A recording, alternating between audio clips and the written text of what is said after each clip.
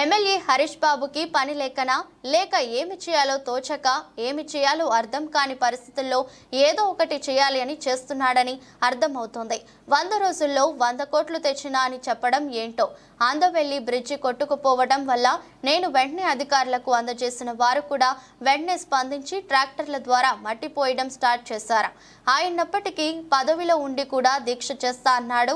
చాలా విడ్డూరంగా ఉంది అంటూ ఒకవైపు పనులు జరుగుతుండగా పోయి దీక్ష చేయడం వింతగా ఉందన్నారు. సిర్పూర్ నియోజకవర్గ ఎమ్మెల్యే పాల్వాయి హరీష్ బాబు గెలిచిన తర్వాత ఆయనకి ఏం చేయాలో అర్థం కాని పరిస్థితి ఉంది. స్టార్టింగ్లో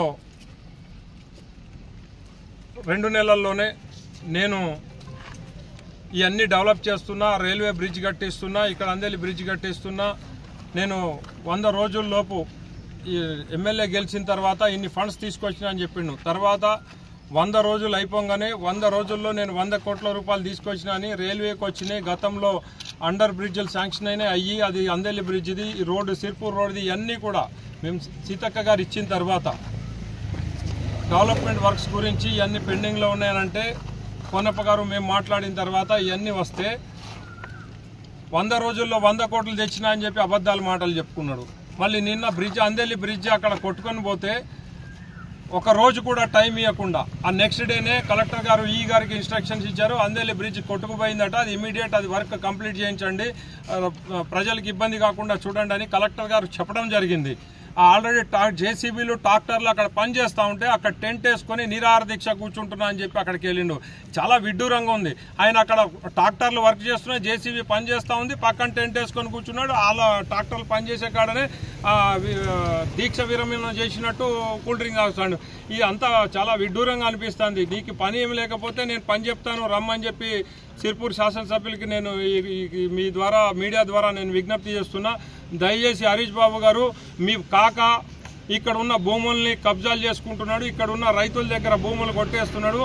ఇక్కడ చెడువై దగ్గర బోయిరోళ్ళు, అది వాళ్ళ ఇంటి పేరు బోయిరోళ్ళై వాళ్ళ భూములు ఆయన పేరు మీద దొంగర పట్టాలు చేసుకొని ఇప్పుడు వాళ్ళ భూముల నుంచి ఎల్లగొట్టే పనిలో ఉన్నాడు.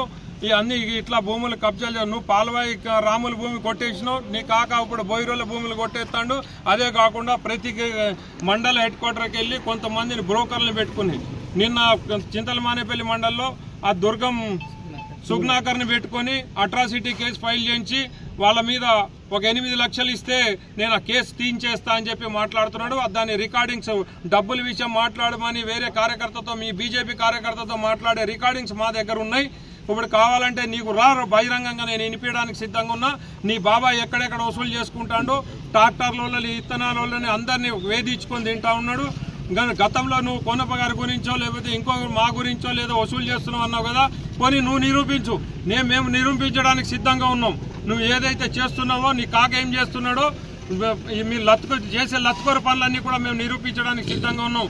మీరు అర్థం చేసుకొని నీ కాకని ఇక్కడి నుంచి వెళ్ళగొడతావా లేదా పబ్లిక్ వెళ్ళగొట్టేదాకా చూస్తావా ఒక్కసారి నువ్వు ఆలోచించుకో.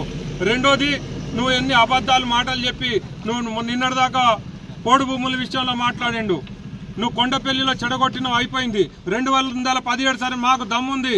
2017 సర్వే నెంబర్లో రైతు ఫారెస్ట్ అధికారులు దయాదండం అని చెప్పి ఆ భూములు 500 ఎకరాలు వాళ్ళకి ఇప్పించినావు. నువ్వు ఉన్న భూములన్నీ పోగొట్టినావు, వాళ్ళందరి మీద కేసులు బనాయించినావు. ఇవాళ గిరిజనేతర్లకు కూడా మేము సామరస్యంగా మాట్లాడి పరిష్కరించిన చరిత్ర ఉంది.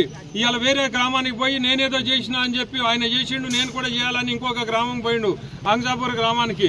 అంగ్సాపూర్ గ్రామ ప్రజలందరూ ఆల్రెడీ ఇత్తనాలు పెట్టుకున్నారు.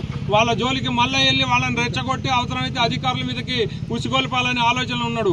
నువ్వు మంచి చేయకపోయినా చెడు చేయకు తండ్రి, నువ్వు అర్థం చేసుకో. నువ్వు ఎమ్మెల్యే అయినాక నువ్వేం చేయలేదని నిన్ను ఎవరు అనరు. 5 సంవత్సరాలు నువ్వేం పని చేయకున్నా కూడా నిన్ను ఎమ్మెల్యేగిరి పోదు. దయచేసి నువ్వు law and order problem create చేయకని చెప్పి నేను ఇక్కడి నుంచి ఈ సందర్భంగా తెలియదలుచుకున్నా.